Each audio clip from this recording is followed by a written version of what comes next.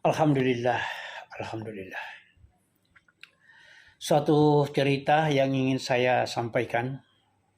Cerita ini adalah seorang pemuda yang melakukan suatu perbuatan yang mulia. Seorang ibu bersama dengan anaknya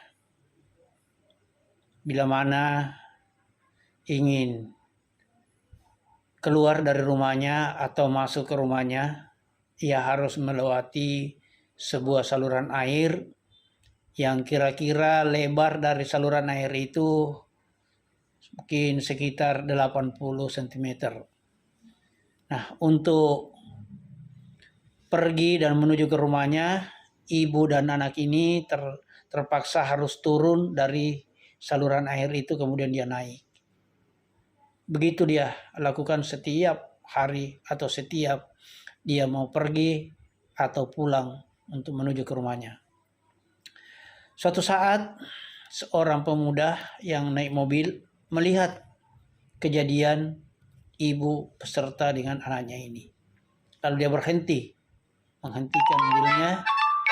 Lalu ia kemudian melihat kondisi tersebut dan tanpa berpikir panjang, tanpa berbasa-basi, sang pemuda ini pergi mencari apa yang bisa dia lakukan agar bisa membuat jembatan darurat terhadap ibu dan anak ini. Kebetulan di seberang jalan ada setumpukan beton yang tidak terpakai. Maka si pemuda ini mengangkatnya satu demi satu.